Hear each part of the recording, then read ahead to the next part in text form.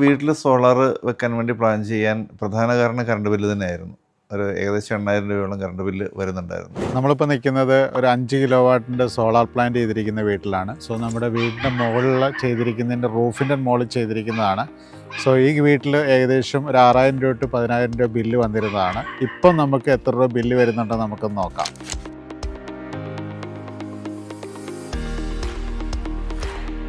ഞങ്ങൾ വീട്ടിൽ സോളാർ വെക്കാൻ വേണ്ടി പ്ലാൻ ചെയ്യാൻ പ്രധാന കാരണം കറണ്ട് ബില്ല് തന്നെയായിരുന്നു. ഒരു ഏകദേശം 8,000 രൂപയോളം കറണ്ട് ബില്ല് വരുന്നുണ്ടായിരുന്നു. അന്ന് വീട്ടിൽ 2 AC ഉപയോഗിച്ചുകൊണ്ടിരുന്നത്. പിന്നീട് 2 AC കൊണ്ട് വെച്ചു. ഇപ്പോൾ 4 AC ഉപയോഗിക്കുന്നുണ്ട്. ഹുഡ്, ഹോബ്, ബാറ്റ്, 2 മോട്ടർ എല്ലാം ഫങ്ഷനിൽ ഉള്ള വീടാണ്. അപ്പോൾ ഇതെല്ലാം ഉപയോഗിച്ചുകൊണ്ട് സോളാറിൻ്റെ ബില്ലുകൾ വരാൻ തുടങ്ങിയതിന് ശേഷം നമുക്കൊരു 250 മുകളിലേക്കുള്ള ബില്ല് ഇതുവരെ വന്നിട്ടില്ല.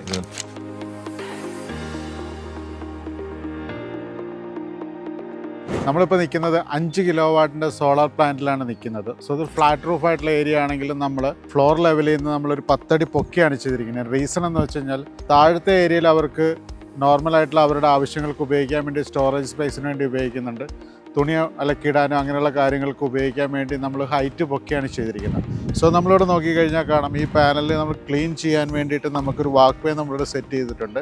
സോ ആർക്ക് വേണമെങ്കിലും നമുക്ക് വാട്ടർ വാഷ് ചെയ്യാനോ എന്തെങ്കിലും മെയിൻ്റനൻസ് ഒക്കെ ഇഷ്യൂസ് ഉണ്ടെങ്കിൽ ഫ്രീ ആയിട്ട് സർവീസ് ചെയ്യാൻ പറ്റും. സോ നമ്മൾ ഈ പാനൽ തന്നെ നമുക്ക് ശ്രദ്ധിച്ച് കഴിയുമ്പോൾ കാണാൻ പറ്റും, ഇതൊരു ഹാഫ് കട്ട് പാനലാണ്. സോ പ്രൊഡക്ഷൻസ് നമുക്ക് നല്ല രീതിയിൽ നോർമൽ പാനലിനേക്കാളും കിട്ടും.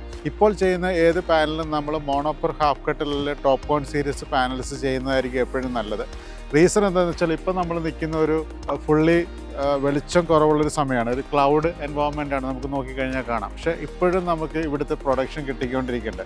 അതിൻ്റെ റീസൺ വേറെ ഒന്നുമല്ല, നമ്മളിപ്പോൾ ഇവിടെ ചെയ്തിരിക്കുന്ന പാനൽ മോണോപ്പർ ഹാഫ് കട്ട് പാനൽസ് ആണ്. അതിൽ തന്നെ ബൈഫേഷ്യൽ പാനലാണ് നമ്മൾ ഉപയോഗിച്ചിരിക്കുന്നത്.